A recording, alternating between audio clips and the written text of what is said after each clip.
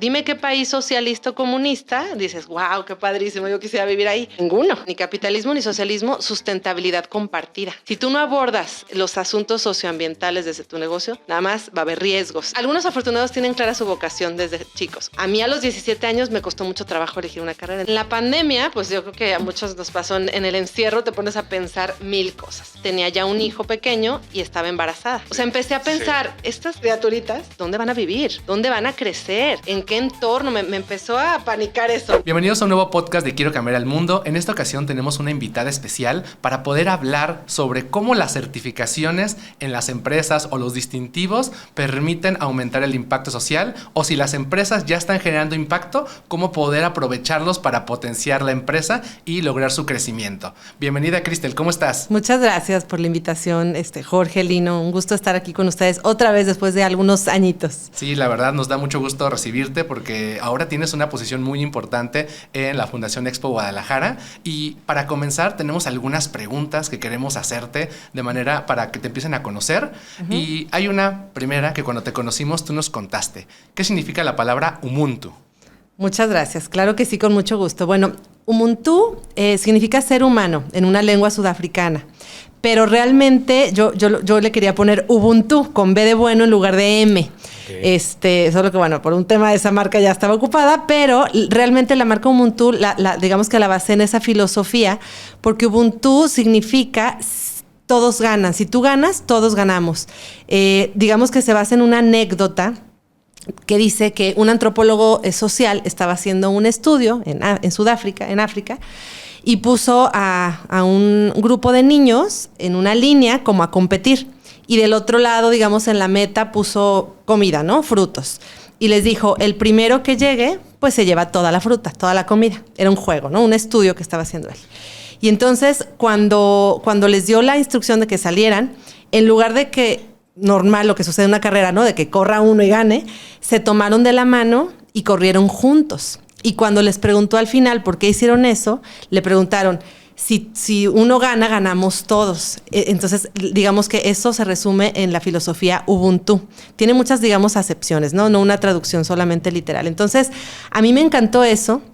Y Ubuntu significa ser humano en esa misma lengua. Entonces, digamos que está basado en poner al ser humano en el centro y en esta interconexión de que lo que sucede a una persona en un lugar del planeta termina afectándonos a todos de una u otra manera, ¿no? Porque todos estamos interconectados. Entonces, este tema de la interconexión y de que lo bueno y lo malo nos afecta a todos fue lo que me enamoró de esa filosofía. Qué y por bonita, eso le puse así. Sí. Está muy bonita esa filosofía, sobre todo de las tribus africanas o cualquier región, que justamente también podemos aplicarla a una filosofía empresarial, ¿no? Totalmente, sí, totalmente de acuerdo. Y por eso lo trasladé después, digo, no sé si después iba a tocar el tema, por eso después lo trasladé al tema del libro, porque justamente creo que todo lo que hagamos desde la empresa, se piense que sea poco o mucho, todo cuenta y todo suma. Y como el efecto mariposa tiene un efecto colateral de entrada en tus colaboradores, en sus familias, en los proveedores, en tus vecinos, ¿no? Y no se diga en el sector, en la industria, en el estado, en el país y en el mundo, ¿no? Todo se multiplica, pero sí, digamos que con esa misma filosofía es que me apasiona este tema de la responsabilidad social y también en lo que basé el libro, ¿no? En este tema de la interconexión de esta misma filosofía sudafricana. Justo. Y de hecho, cuando conocí a Cristel ya hace varios ayeres antes de pandemia, por así decirlo. Sí. Oye, marca un antes y después, no pandemia. Y ya dices, bueno, ya son varios años. Sí, 5. Ay, sí, qué rápido. Sí. Era sin números. Pero justo cuando conocí a Cristel, era pues así, esa chica apasionada con el tema empresarial, la filantropía y demás. Y ahorita que mencionas cómo lo plasmaste, esta filosofía en el libro, sí, cómo lo llevas para poder socializarlo con las empresas, sí, me surge una duda que a lo mejor podemos estarlo discutiendo ahorita a lo largo del podcast, que es ¿qué tan conveniente o más bien qué tan implícito tiene que ser que este distintivo certificado, la filantropía, esté en el mundo empresarial, pero solamente es para las grandes empresas, solamente son para los que ya les sobró la lana y ya quieren ayudar al mundo? ¿O de dónde va esa pasión que puedes tú transmitir, que ya llevas rato haciéndolo? Sí, muchas gracias. Pues mira, yo siempre he sido creyente que el trabajo individual tiene una repercusión muy importante. Entonces, lo puede hacer cualquier empresa, no solo una certificación o el distintivo del que ahorita platicaremos, sino cualquier acción y práctica socioambiental la puede hacer una micro, pequeña, mediana o desde luego una gran empresa. Siempre pongo el ejemplo de una taquería. O sea, una taquería, un puesto. Fui hace un tiempo a un pueblito y había un señor en la plaza, ni siquiera tenía un local de esos señores que se ponen literal en la esquina, y tenía un letrero que decía, trae tu bolsa, por favor, cuida el planeta, ¿no? Y le tomé la foto, mal escrito, pues, pero dije, él está teniendo prácticas de responsabilidad social, ahí desde donde está, no tiene un lugar. Claro, mal escrito, pero muy gran iniciativa. Una gran iniciativa, sí, me refiero ortográficamente, pero una gran iniciativa de que, o sea, él ni siquiera está en el sector formal y lo puede hacer. O sea, ¿quién lo puede hacer? Todos, ¿no? Y sobre todo, Lino Jorge, que es un elemento, yo digo, a lo largo de estos años he descubierto como varios argumentos, ¿no? El primero es, pues el convencimiento, ¿no? Este sentido de contribución al bien común, de apoyar, ¿no? De dar algo, ¿no? De regresar algo a la sociedad. Pero si nos basamos solo en ese, olvídate. Te cierran la puerta a la mayoría de los empresarios y te dicen, ay, está padrísimo tu sueño de querer contribuir, pero yo ahorita no te manejo esa parte. Claro. Estoy muy ocupado con la nómina, estoy muy ocupado con los impuestos. Otro día, si quieres, pon una fundación, ¿no? A mí me apasiona ese, pero no les llego por ese, porque ese no es un argumento que a todo mundo, a muchos sí, muchos están muy convencidos, pero muchos no. Entonces, ¿cuál es el segundo argumento? La competitividad. Ok, sí contribuyes al bien común, sí dejas huella, no les termina de cantar, pero te ayuda a ser más competitivo, te ayuda a ser más rentable y te empiezan a escuchar.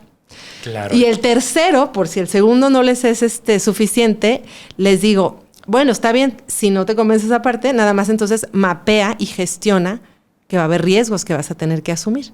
Si tú no abordas los asuntos socioambientales desde tu negocio, porque no quieres contribuir y porque no quieres ser más competitivo, se respeta, nada más va a haber riesgos. Y ahí sí te escuchan. Y ahorita queremos que nos cuentes sobre esos riesgos. Sí. ¿Va? Entonces, pero antes de eso, antes de entrar, y esto como un pequeño introductorio, queremos conocerte un poquito más. Muy bien. Realmente, pues tú tienes muy buena energía, realmente tú ya estás muy comprometida con llamemos bien común, con la sustentabilidad, y ahora lo estás llevando con las empresas en la Fundación Expo Guadalajara, pero ¿qué pasó en tu niñez, en tu juventud, que te transformó? ¿Ya naciste desde el principio, desde bebé, ya querías cuidar a los animalitos? O sea, ¿qué fue lo que te hizo dejar de pensar solo en ti y empezar a preocuparte por el bienestar de los demás y sobre todo ver que había más para hacer? Fíjate que yo creo que parte y parte. Si hay algo que ya traes nato, como cualquier otra cosa, de querer ayudar. Siempre he querido ayudar, ¿no? Soy la hermana mayor, soy la hija mayor, entonces como que desde chiquita, ¿no? Cuida a tus hermanos, ¿no? Entonces, todo lo que conlleva ser hermana mayor. Sí, o sea, ¿cómo les explico que viví en Canadá cuando tenía 23 años? Viví 6 meses, yo tenía 23 años, mis roomies tenían 17, 18, me decían mamá. No. O sea, y en esa edad, ¿no? O sea, me pasa. Yo soy el tío de todos mis amigos, ¿sí? Por lo mismo, hermano mayor y compromisos, responsabilidades. Cuidas todo. Yo soy hijo único, no lo entiendo, pero cuéntanos. Pero yo creo que una parte es esa. Sí. Otra es que cuando a los 17 años, que paréntesis me parece una edad tiernísima y muy inmadura todavía para elegir una carrera, pero bueno, a los 10, para la mayoría que no... Algunos afortunados tienen clara su vocación desde chicos, muchos no. A mí a los 17 años me costó mucho trabajo elegir una carrera. Entonces yo decía, es que quiero ayudar, pero también quiero, pues obviamente, generar recursos. Entonces decidí administración de empresas. Y cuando la terminé, todavía no me terminaba de convencer. Como que decía, es que se me hace muy frío el mundo de los negocios, porque siempre he sido soñadora, siempre he sido apasionada, siempre he querido ayudar. Y yo decía, es que solo hacer negocios no me terminaba de convencer. Y entonces descubrí la responsabilidad social. No recuerdo cómo, pero la descubrí como a los 21 años. ¿Pero en tu carrera, en tu profesión? No, fíjate que en la universidad no, en algún evento, alguna revista, algo. Y dije, esto sí me gusta, porque es como como este equilibrio entre lo que yo quería hacer de ayudar, transformar, cambiar el mundo y las empresas. Entonces para mí fue como mágico ese match. Sí. Y dije, esto me encanta. Y digo, no sé si... bueno, rápidamente lo resumo. Mi primer trabajo fue en Expo Guadalajara. Y estando ahí, descubrí que había solamente 17 empresas en ese entonces, en el 2005, hace 20 años, sáquenme cuentas, no importa. Hace 20 años, solo habían 17 empresas con el distintivo SR. Estaba Cemex, Bimbo, así, ¿no? Las grandes. Entonces, yo trabajando en Expo a mis 21 años, yo decía, pero Expo me parece maravilloso y enorme. Como, ¿por qué Expo no tiene el distintivo como Bimbo y como Cemex y como estas grandes? También quiero que lo tenga. Y yo lo propuse. Entonces, desde ahí me empecé a involucrar. Y después me hice consultora y ya, me fui especializando, ¿no? Perdón, entonces antes no estaba Fundación Expo Guadalajara, solamente era Expo como empresa. Sí, la Expo tiene 38 años, creo. Sí, la Expo tiene 38 años. La Fundación tiene 18. Y tú lideraste justo para poder hacer esta parte de responsabilidad social. Fíjate que coincidió. En el 2005 yo propuse esto, ¿no? En una dinámica padrísima que de hecho los que nos están escuchando que tengan en sus manos el área de recursos humanos, se las recomiendo porque a mí me sirvió mucho. Se llaman círculos de servicio, se llamaban. Lanzaban una convocatoria a los colaboradores y decían, digamos, propongan una idea de mejora interna o externa, armen un grupo entre los colaboradores, trabajen 3 meses como en secreto, que no se den cuenta los demás de que están trabajando, de octubre a diciembre, y en diciembre lo presentábamos ante un jurado. Y los 3 primeros lugares ganábamos días de descanso con goce de sueldo, recursos económicos, nos daban un bono, no recuerdo cuánto. Y lo más importante es que se hacía tu idea. Entonces yo propuse que la Expo tuviera el distintivo ESR. No me acuerdo en qué lugar quedó, pero el punto es que lo obtuvo. Eso fue en el 2005, lo obtuvo. De hecho, lo obtuvo años después. Pero el trabajo que hice con mi equipo, digamos que sentó las bases. Y a la par, ahora sí que diosidencias, a la par se estaba gestando la Fundación Expo, de la que yo 20 años después iba a ser directora, ¿no? Por eso digo que son diosidencias. Entonces surge la Fundación Expo y a la par obtienen el distintivo SR. Entonces yo creo que eso fue lo que me marcó. Imagínense, mi primera experiencia, me pasa eso, pues de ahí me encarrilé, digamos. Sí, que una empresa confíe en ti como colaboradora para que te apoye en una idea que a lo mejor suena como locura, pero puede transformar a la empresa y ayudar al entorno, ¿no? Así que te hace partícipe de una transformación. ¡Qué chido! Y al final, sin querer, sembraste realmente tu labor del día de hoy, hace 20 años, entonces se juntaron de manera muy interesante. Por eso digo que son diosidencias y es una buena práctica, ¿sabes qué? De intraemprendimiento. No lo entendía bien ese concepto más bien yo no le había puesto esa etiqueta hasta que después descubrí que así se llamaba, pero dije, me ayudaron como a emprender de alguna manera desde dentro de la empresa, ¿no? Yo siendo colaboradora. Oye, pues qué mejor historia que la marcó y sobre todo que también ella marcó a una organización. Una dejamos un granito de arena. Granotote. Y lo que quisiera también entender es esta parte del libro. Ahorita lo mencionaste y seguramente quien nos está escuchando dijo, mencionó un libro, ¿qué libro? Cuéntanos un poquito de qué trata ese libro, pero más que nada, ¿por qué quisiste hacer un libro, verdad? Dicen que por ahí hay que tener un hijo, ¿verdad? Plantar un árbol. Plantar un árbol. Sí, seguramente has plantado árbol. Ya, ahora tienes y tengo 2 hijos. Tienes hijos, tienes libro. Entonces, ¿por qué decidiste hacer ese libro y de qué trata ese libro? Mira, muchas gracias. Fíjate que en la pandemia, pues yo creo que a muchos nos pasó en el encierro, te pones a pensar 1000 cosas. Yo en el encierro de la pandemia tenía ya un hijo pequeño y estaba embarazada. Entonces me empezó a preocupar de más. De por sí siempre he sido preocupona, me empezó a preocupar de más. ¿Ecoansiedad? Sí, eco y social. O sea, empecé a pensar, estas criaturitas, o sea, más que nada en el mundo, dices, ¿dónde van a vivir? ¿Dónde van a crecer? ¿En qué entorno? Me empezó a panicar eso, ¿no? Oye, pero en pandemia vimos que el mundo se estaba cayendo, totalmente. ¿no? Literal. Y era, ¿qué va a pasar mañana?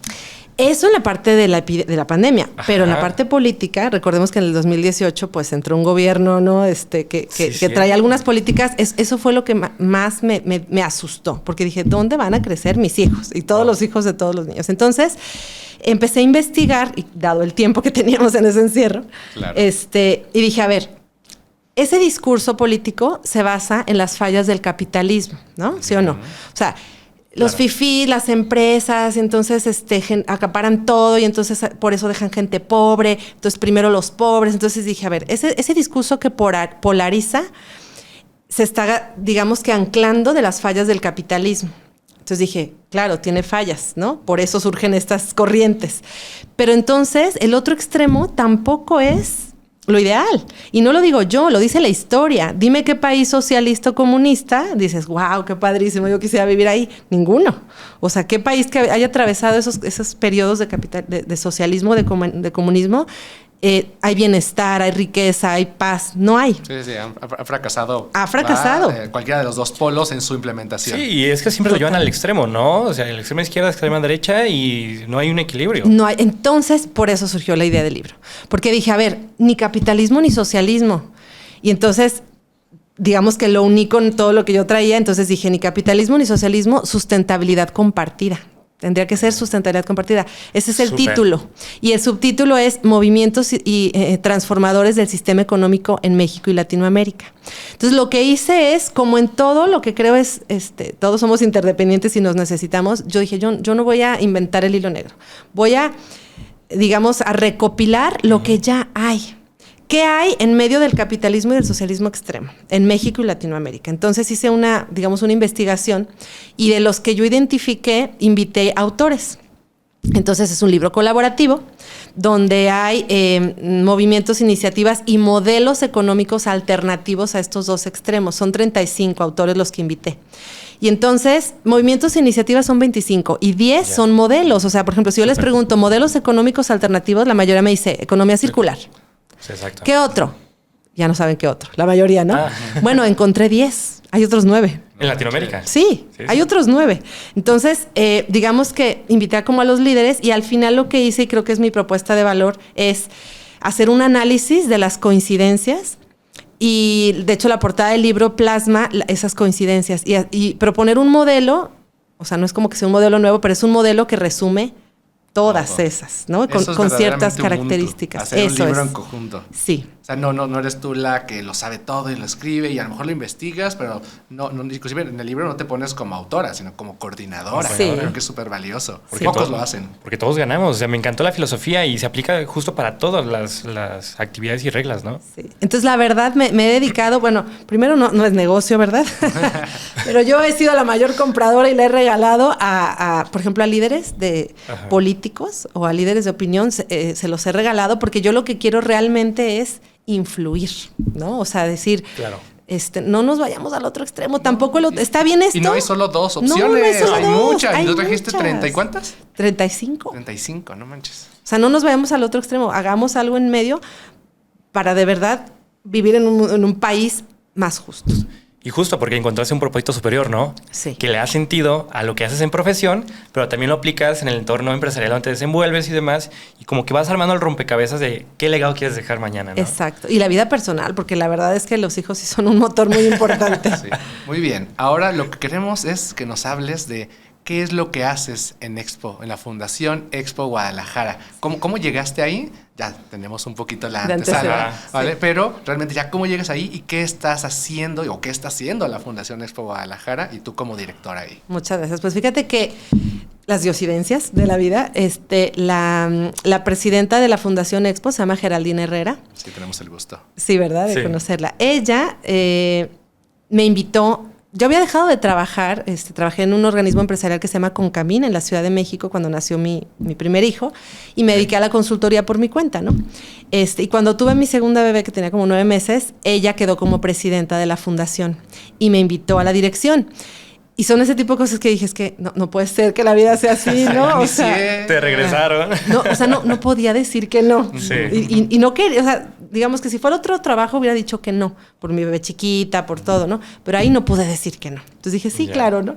Y la verdad es que también te pasa porque me ha ayudado mucho a balancear esta parte personal. Es como tu alma mater y familiar, laboral, ¿no? Totalmente, porque la verdad es que este equilibrio, cuando tienes niños pequeños y trabajas, pues no es sencillo y ella me ha ayudado a llevarlo. Bueno, el punto es que así me invitó, ya llevo casi 3 años. Y lo que hacemos en Fundación Expo Guadalajara es impulsar el desarrollo social de Jalisco a través de 2 ejes. Uno, las asociaciones civiles. Eso es, somos de segundo piso, o sea, rápidamente, primer piso son las que ayudan directo al beneficiario. Como Asociación Civil de Cáncer con niños con cáncer, Así ¿no? Es. migrantes, discapacidad, directo. Pero nosotros no apoyamos directo al beneficiario, apoyamos a las asociaciones que apoyan a esos beneficiarios, ¿no? Entonces, por eso somos de segundo Con piso. programas, capacitaciones, fondos. Todo eso, fortalecimiento, capacitación, coinversión. Tenemos programas de coinversión social, unos muy, muy padres, que si hay chance adelante se los platico, pero tenemos unos padrísimos. Ese es un eje. Y el segundo eje es el empresarial. Y lo hacemos principalmente con el distintivo de empresa socialmente responsable. Ahora, ambos ejes, digamos que se sustentan en la alianza que tenemos con el Centro Mexicano para la Filantropía, CEMEFI. Somos aliados de CEMEFI desde el 2014, 11 años. Y como tal promovemos con las asociaciones una acreditación que se llama AITE, que es de acreditación de institucionalidad y transparencia. Es como el espejo, es más sencillo, tiene menos indicadores y todo es aplicado a las OSCs. Y con las empresas, el distintivo de empresa socialmente responsable. Entonces, ¿qué hacemos con las empresas? Pues las llevamos de la mano, desde la que no tiene idea hasta que se postulen y obtengan el distintivo. ¿Una idea de cómo impactar positivamente o una idea de cómo tener el distintivo de empresa socialmente responsable? Entonces, digamos que las capacitamos y las acompañamos, diseñamos talleres de acompañamiento gratuitos. Son 12, los abrimos 2 veces al año, los viernes, y los vamos capacitando en todo el modelo ESG o ASG, ¿no? De ambiental, social y gobernanza. Entonces, los vamos llevando de la mano de todo eso, cómo tienen que subir la evidencia, cómo tienen que contestar el instrumento, es a través de un instrumento y de una plataforma, y ya hasta que lo obtienen, ¿no? Actualmente en Jalisco hay entre Jalisco y Colima, porque somos aliados en los 2 estados, cerca de 300 empresas ESR. Con el distintivo ya. Así es. De las 17 que había cuando tú lo descubriste. Las 17 eran a nivel nacional. No, ahorita en el país hay 2,400.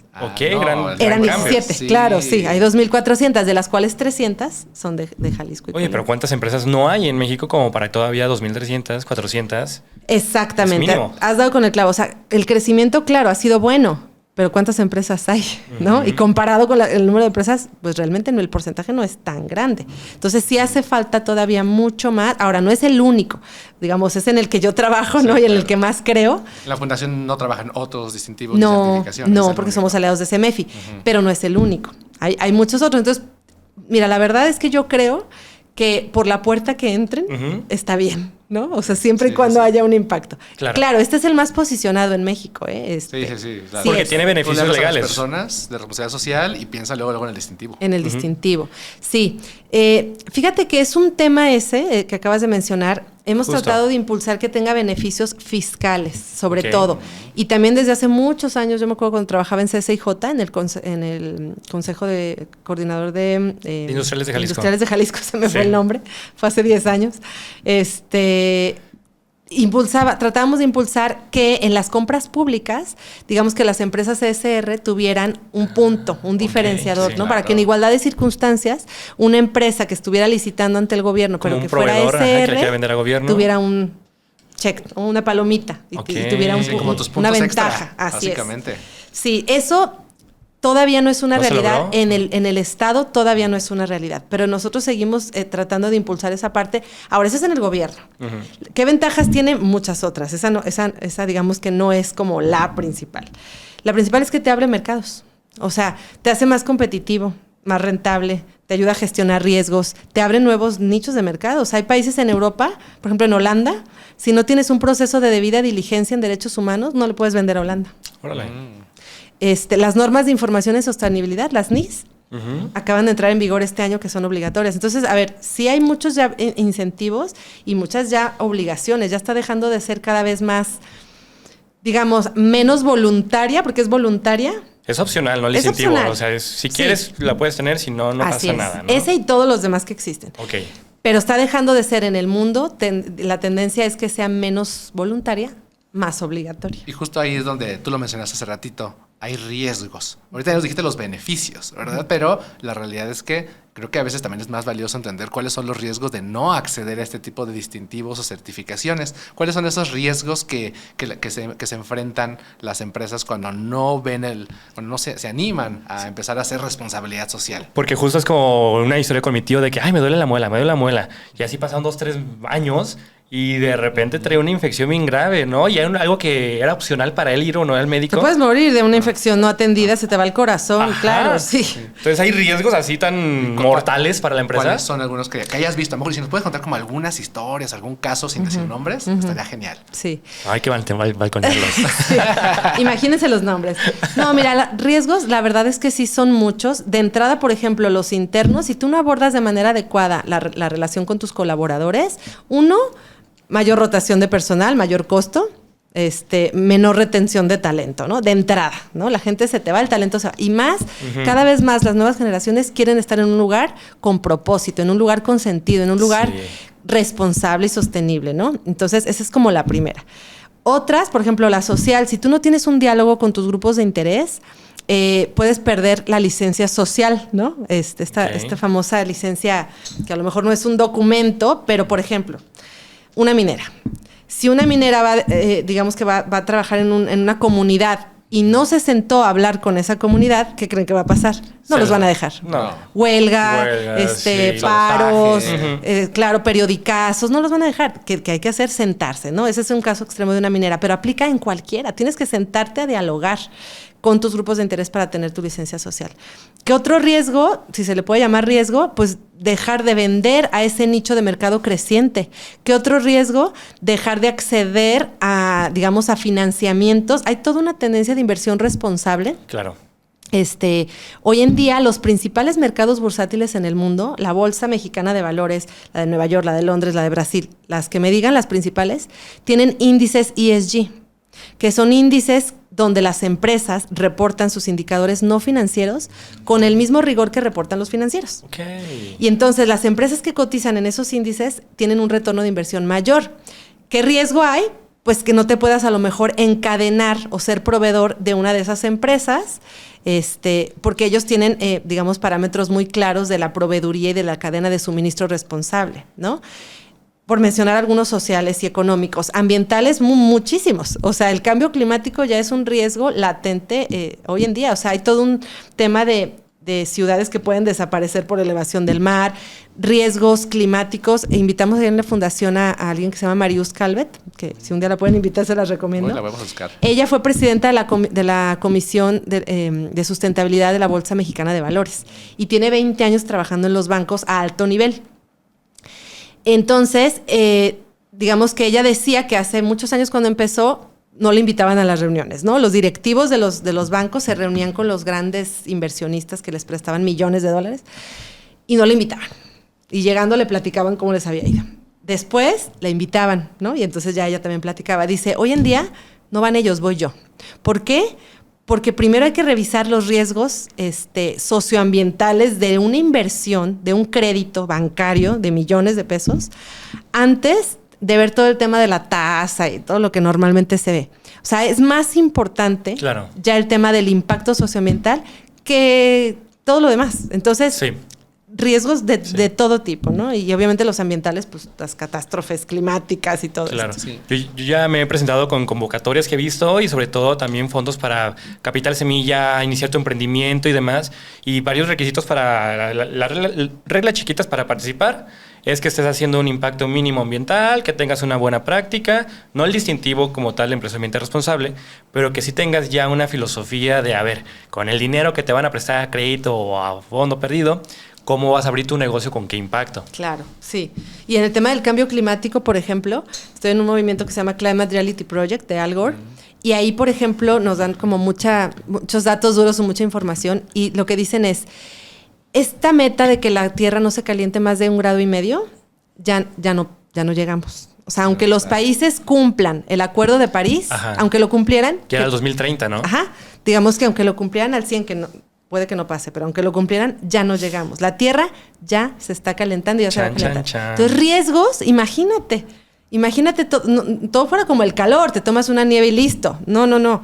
Todos los riesgos que hay de los desastres naturales extremos, sequías, hambruna, pandemias. Puede haber más pandemias, porque en las temperaturas más cálidas hay más riesgo de enfermedades zoonóticas, como todas estas, ¿no? No sé, chikungunya, pues todo lo del zancudo que transmite. Todos los zancudos. El COVID también y todos estos. Entonces, riesgos hasta para la vida. O sea, entonces si en una pequeña empresa no tomamos nuestra parte de eficiencia energética, medir la huella, o tratar de tener prácticas ambientales positivas, pues el riesgo es la vida misma, no se diga el negocio, ¿no? Sí, no, y realmente justo es lo que nosotros les decimos a las empresas, que bueno, hay todos estos retos, pero de repente se asustan y dicen, pero es que mi empresa es de este tamaño, yo no puedo influir ahí, y nosotros les recomendamos que vayan haciendo poco a poco, o sea, al final, primero con lo que tienes alrededor, ¿verdad? Al final, ¿quiénes son tus actores clave? Decías aquí, ¿verdad? Esos actores, pues tus colaboradores, ¿verdad? Entonces realmente empezarnos a preocupar por esos colaboradores, cuáles son los problemas que tienen, y no solamente preocuparnos por qué tan productivos son dentro, sino cómo viven su vida afuera. Y si empezamos a hablar de afuera, pues también hablamos de los proveedores, que al final son una forma de estos actores que están dentro de la empresa, pero realmente cómo les está yendo a esos actores, esos proveedores, en su desempeño también empresarial, y realmente de dónde están sacando las materias primas, para qué tan responsables están siendo, porque de repente unos pueden decir, pero es que yo le pago bien a mis empleados, de hecho tengo productos buenos, hago inclusive un poco de filantropía, pero tus proveedores, ¿dónde están? Y de hecho hay certificaciones, entiendo, que inclusive también tienes que tener proveedores que tengan buenas prácticas sociales y ambientales, y entonces creo que siempre es valioso irlo poco a poco, ¿va? Y entonces aquí la pregunta ¿es necesario tener, por ejemplo, este distintivo para poder hacer este impacto, o puedo hacer el impacto sin el distintivo? Mira, realmente el impacto no requiere que tengas el distintivo. El impacto puede empezar de dos maneras. De manera reactiva o de manera proactiva. Muchos lo hacen de manera proactiva, convencidos de esto, y lo empiezan a hacer, y entonces en el camino van sumando certificaciones o distintivos o reconocimientos en diferentes ámbitos, ¿no? Ahorita les platicaré porque hay de diferentes tipos. Y otros de manera reactiva. De manera reactiva es que el mercado te lo pide. Sí. O los proveedores te lo piden. O el gobierno te lo pide. ¿No? O pasó un incidente, entonces dices, chin, sí, ¿no? Déjalo saco. ¿Por qué? Porque es visible. Claro. ¿No? Pero lo que sí te da el distintivo SR es esa formalidad, esa institucionalidad. Eso sí lo he escuchado de muchos empresarios, pymes sobre todo. Dicen, es que ¿sabes qué? Me ayudó muchísimo a ordenarme. O sea, hasta eso. Porque yo hacía muchas cosas, pero no las tenía ordenadas, no las tenía documentadas, no las tenía... Entonces, hasta eso. Está muy bueno, porque al final son procesos. Claro. ¿No? Y entonces, nos ha tocado casos de empresarias que inclusive han apoyado de manera filantrópica, pero de manera individual. Sí. Anónimos, enmascarados. Porque de repente nos han dicho esas frases de lo que haga la mano izquierda no lo sepa la derecha. Ajá. Entonces, como que meten esos, pues, creencias individuales a hacer, pues, básicamente valores de la empresa, pero ya realizan acciones, o sí las hacen dentro de su empresa, pero no las comunican. Y puede que estén haciendo cosas bien, pero puede que no con los procesos correctos, o no de manera replicable. Y entonces entiendo que estas pues certificaciones o distintivos te ayudan como a ordenar. Totalmente. Es un beneficio. Y una parte importante que acabas de mencionar es sí tener las prácticas, documentarlas a través de un sistema de gestión, pero al final hay que saberlas comunicar. Porque no estamos en ese punto de lo que hace tu mano derecha que no era tu izquierda. ¿Por qué? Porque eres un negocio. Claro. Tienes que vender. Y yo lo que siempre les recomiendo es hagan algo alineado a su core business. Algo que ayude, pero que te ayude, que genere este valor compartido que dice Michael Porter, ¿no? Completamente. O sea, valor económico y social al mismo tiempo, que te ayude y que ayude a los demás. Y entonces hay un concepto de marketing, ¿no? Marketing social, que te ayuda a comunicar de manera inteligente y a hacer un engagement, ¿no? A crear esta conexión con el público para que digan, oye, qué padrísimo lo que hacen, pero además... pues son los que te compran. Porque ¿no? Creo que ahí también va alineada una creencia limitante que tenemos siempre que ayudar, pues porque vas a lucrar. Ajá. ¿No? Y cuando ya los empresarios pues están ayudando, lo hacen enmascarados, anónimos. No, que no se enteren que estoy ayudando porque lo hago de fe, lo hago de corazón y así me cuenta más. Pero ahorita nos estás diciendo que sí se puede alinear, aunque no tengas el distintivo, y que justamente tiene que estar alineado a una estrategia comercial. Totalmente. Me gusta. Sí, totalmente. Muy bien, perfecto. Pues lo que nos gustaría como es empezar a explorar unos escenarios para ir cerrando de cómo estas empresas, por ejemplo, una empresa que dice, yo no tengo, o sea, nunca he hecho algo de responsabilidad social, cuando mucho, pues, si se enferma mi empleado de algo muy grave y la seguridad social no lo atiende, pues yo le ayudo. Le presto inclusive para que se atienda en un privado. O si quiere comprarse una moto, pues yo le presto y luego me lo va pagando, ¿verdad? O le pago la mitad de su terapia psicológica Pero si de repente no han hecho programas de responsabilidad social como tal, ¿pueden llegar a obtener este distintivo o tienen que tener ya listo primero algo antes de obtener el distintivo? Lo ideal es tener buenas prácticas. Miren, en los talleres que damos en Fundación Expo, les digo, son gratuitos, son abiertos, pueden tomarlos y si al final de este periodo deciden que no están preparados todavía para obtenerlo, no pasa nada, se siguen preparando y les ayudamos, pero eso ya les sirvió pues para saber qué les falta. Ahora, me gustaría como dejar como 2 ideas. La responsabilidad social da por hecho o parte el cumplimiento legal y normativo. Okay. O sea, porque también en algún momento de estos años me ha tocado alguien que dice, no, sí, yo sí tengo mi gente en el seguro, yo... Qué bueno, porque es por ley, ¿no? O sea, eso es una obligación. Sí, me da mucho gusto, pero eso es una obligación. O sea, no me digas que eres socialmente responsable porque tienes a tu gente en el seguro. Entonces, el piso es el cumplimiento legal y normativo. Hoy empleo, pero con el mínimo, ¿no? Así es. Esa es la base. De ahí para arriba. Sí. Por una parte. Y por otra idea que me gustaría dejar es que no confundamos la filantropía, digo a los que nos escuchan, con la responsabilidad social. La responsabilidad social es mucho más amplia, ¿no? Busca la sostenibilidad en el aspecto ambiental, social, gobernanza y obviamente lo económico. Y la filantropía es solo una partecita de lo social, ni siquiera es todo lo social, es una partecita de lo social. Y no digo que no se haga, creo que está muy bien. Si está alineado al core business, qué bueno, si no, no pasa nada, es algo pues, por convicción, porque se quiere ayudar.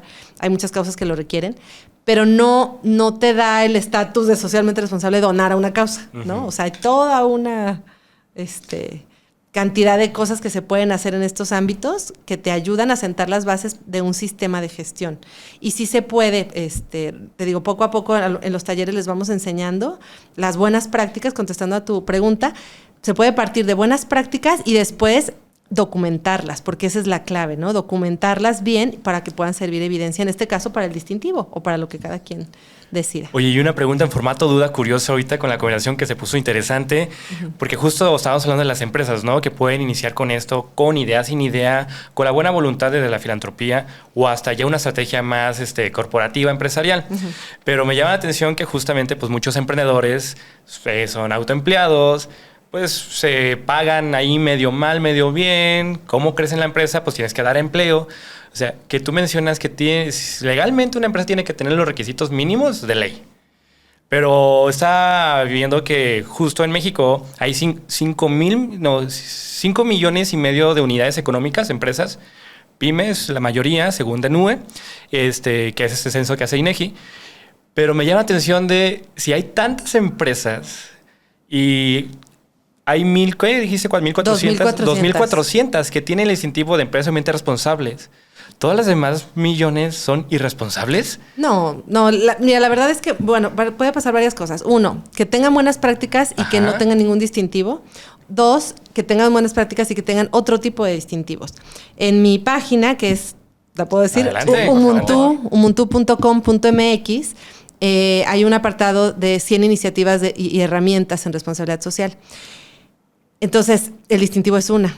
Encontré otras 99. Entonces, hice un directorio. Okay. Es la más posicionada, es la más conocida y evidentemente es en la que trabajo y la que más recomiendo.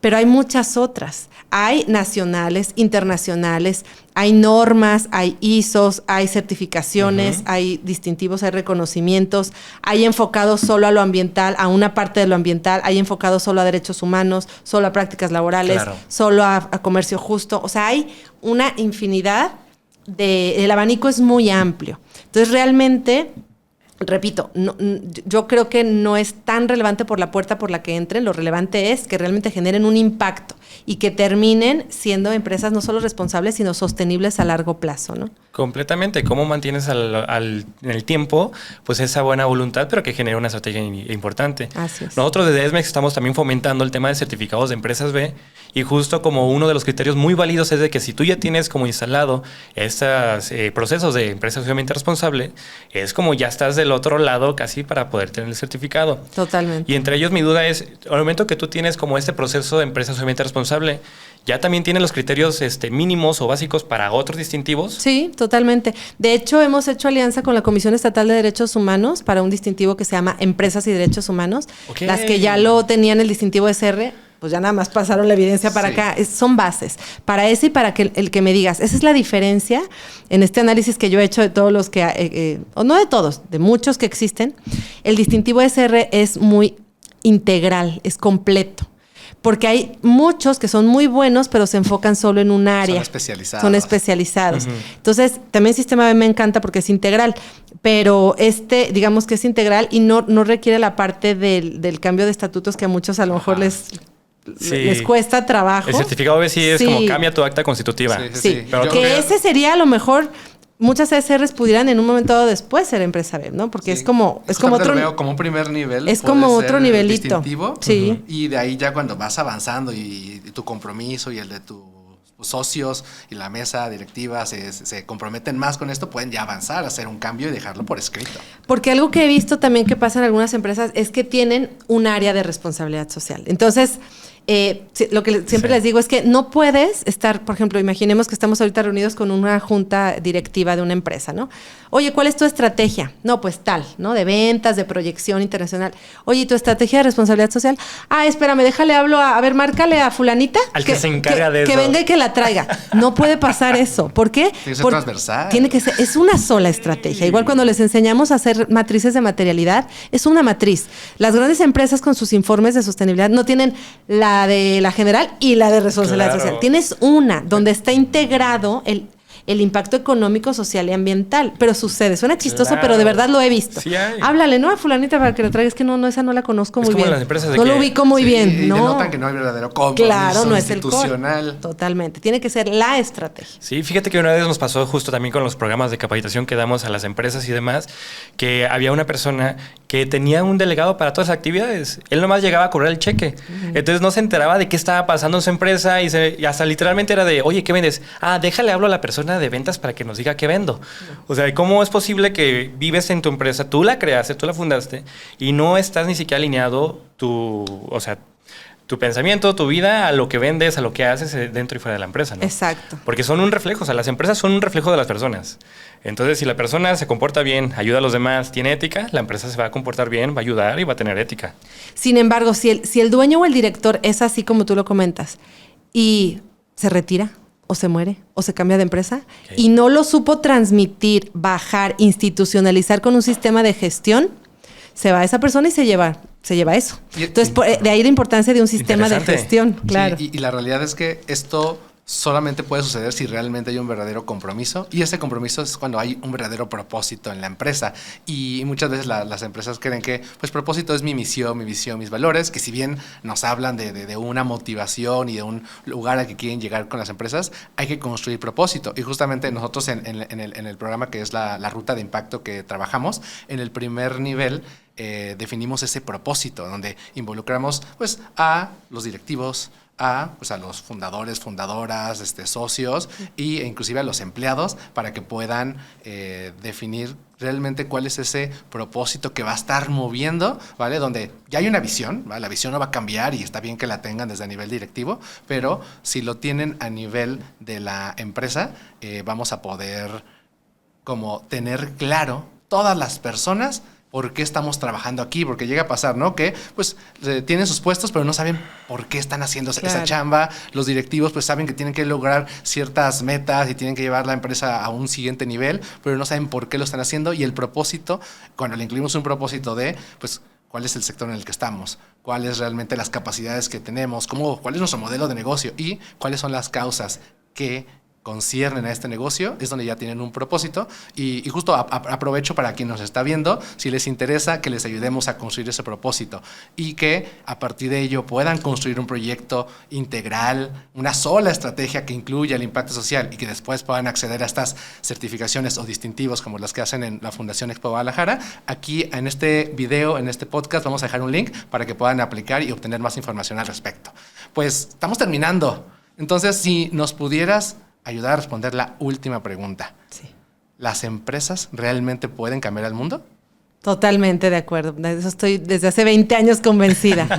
Sí, totalmente. Y algo que quiero comentar es que el hecho de que la mayor parte de las empresas en México sean pymes, le da el poder a las pymes. O sea, lo que comentabas hace un ratito que decías, es que luego las pymes dicen, no, pues es que yo estoy chiquita, ¿qué tanto puedo hacer? Toda la diferencia.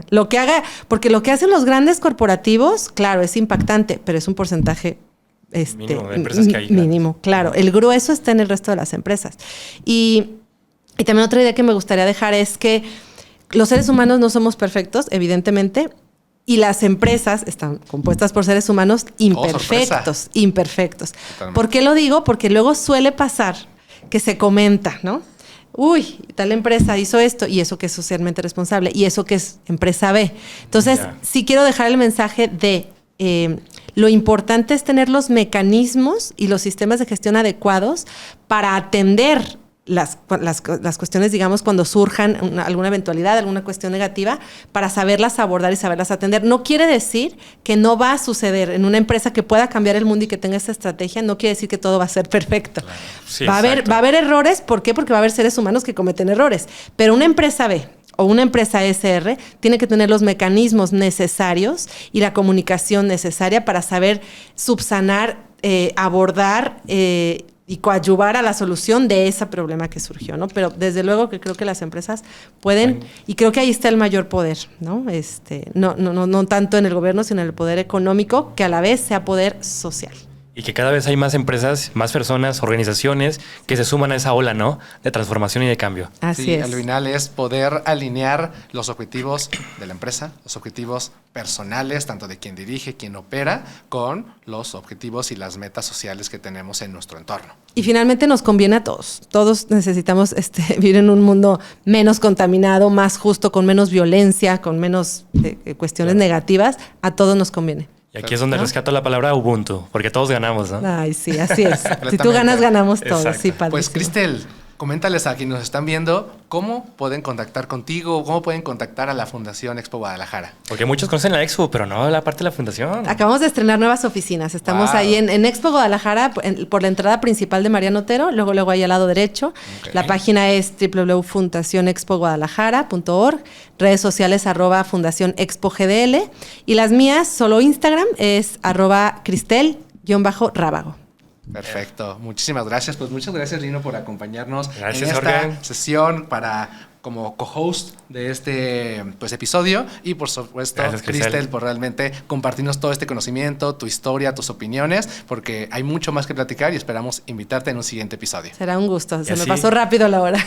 Y nos vemos a la siguiente con un cafecito y con el libro de Cristel también. No se lo pierdan. Sí, se los debo, sí. Gracias. Gracias, Gracias. Jorge Lino, por la invitación.